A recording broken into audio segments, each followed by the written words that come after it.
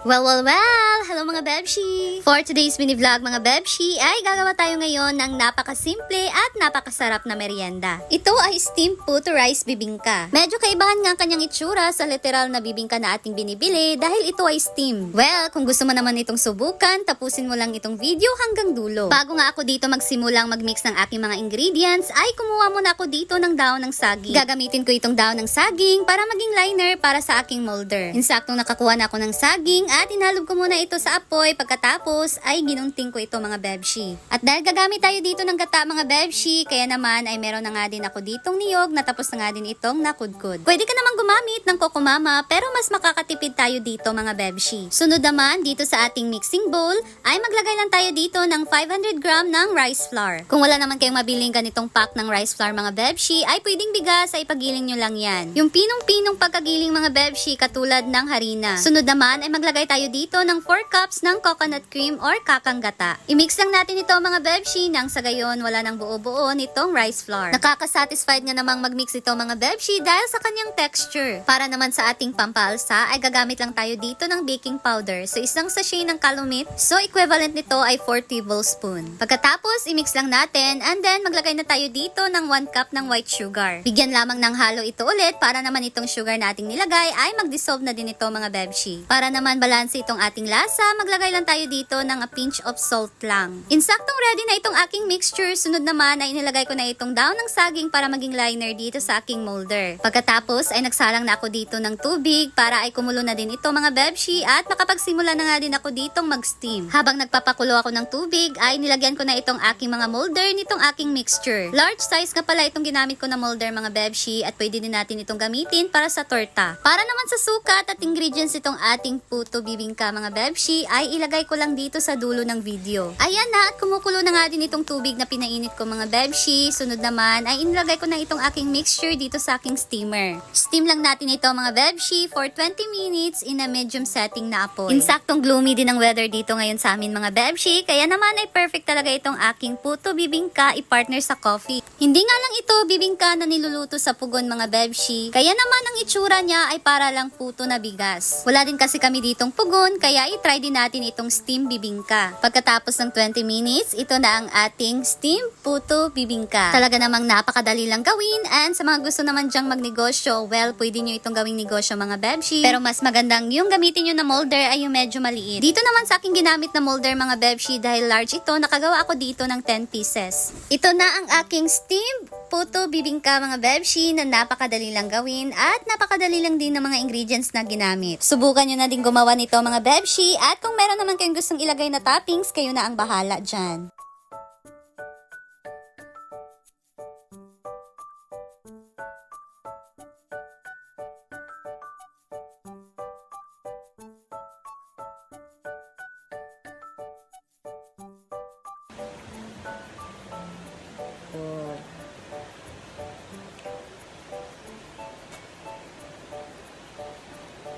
Beef talaga strip ng black. Ayan, si J. Ford naman ang Kulay brown. titikim. Yung pangalawang steam yan. So, With cheese di siya? without. Without? Puto bibingka. So, Ano lang kalahati? sabihin mo kung anong mo for the, anong Okay, masasabi first is the mo. texture. Malambot. Yung amoy. Masarap.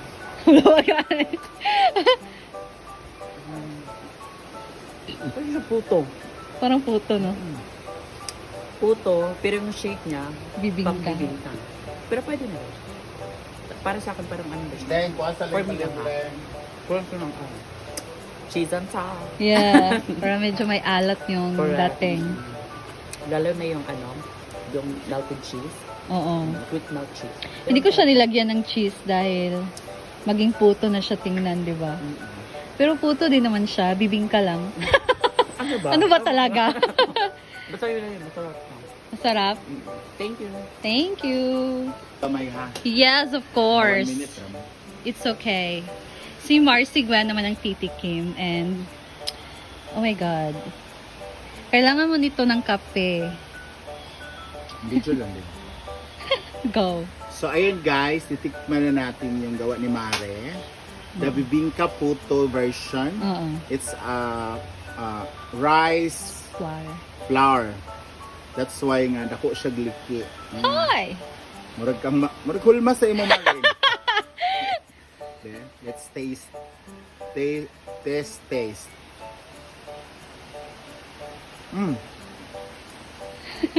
Bakit ano siya? Fluffy.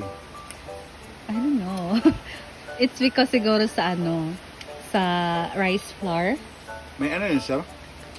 Kanang Coconut milk. milk lang. Ah, okay. Tapos sugar. Yan lang. Pwede siya panegosyo. Yes. No? Dagko lang tayo sa negosyo siguro. Less gamay. Siguro mga 15 na to kung inegosyo. 20. Mga 20. Which is kung 100 gamit kong bingka nga kung ganto. 100 to? Katong babae mo kaligyan bingka. Oh. oo. 100. Oh. In fairness guys, sarap. Sarap Mars. Thank you. Ginuok ko. So paano kami papayat nito? Kung araw-araw ganito, di ba? Thank you Mars. Welcome. Ting! Unya na nating! Samang ka! Diyan eh. Puto bibingka. Puto bibingka yan. Puto bibingka. Steam puto bibingka. Ah.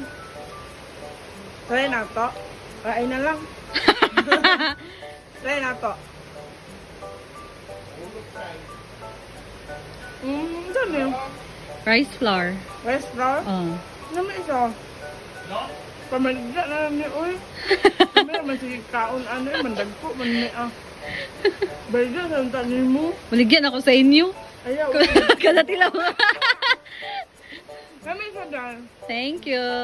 Thank you so much. How about the fluffiness, the softness?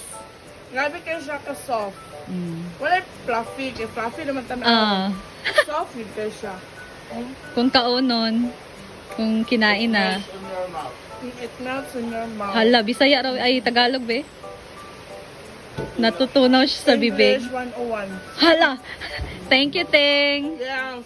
Kape na kayo, partner nyo dyan. Magkape ko karon. And it's Melmar's turn. And let's try. Dito na sa half kasi para ano. So, the texture is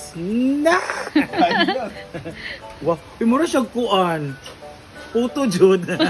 Puto siya nga Puto bigas. bibingka. Ah. Ikaw ulit chuchay, sumining. Mame. Lamay ito ka dili siya super tamis. Dili po siya kuan. Ano lang siya ba? Ano lang siya Friendly. kanang Mild. Mild lang ang sweetness. Lamay siya.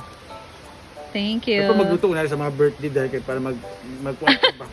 Bitaw. Magalita. Ano? Para mga Pwede. Thank you. Congrats!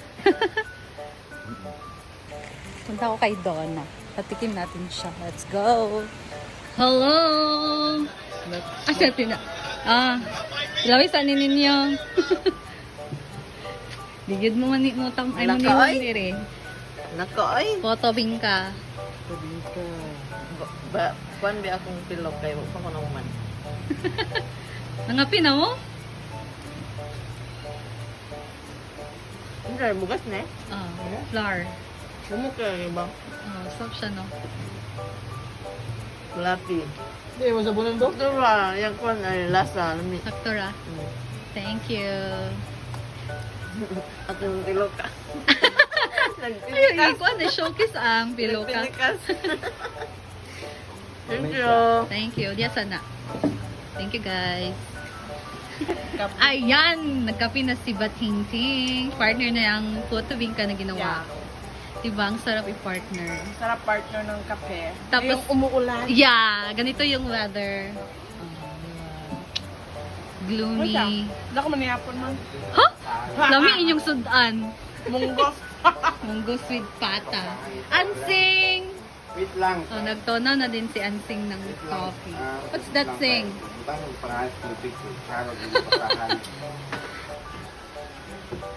Ayan, tikman nila ang aking ginawang puto bibingka. Si Beshi una. No! Ano to? Ano yan?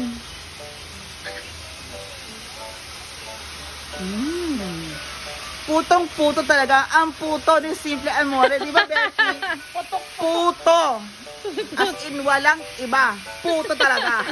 Thank you, Beshi. Thank you. Puto. Ang ingay. Sabi ko, pwede ka na mag-negosyo. Yung puto at saka yung bibingka flan. Oo. Bibingka flan mo. Sa Pasko. Order ka sa akin ah. So, baka kainin ko. Sila din. Thank you. Welcome, Beshi. Eh. Si Amanda naman.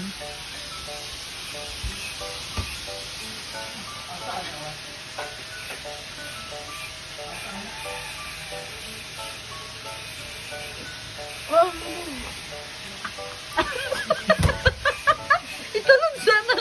Ay, wait lang.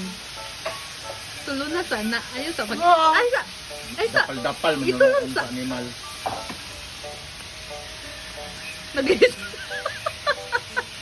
Wait lang. Dapal pa more. Pinakbal niya. Tagal naman yun. Ang tako kasi ni Amanda. Ayan, ano na niya? Natunog. Oh.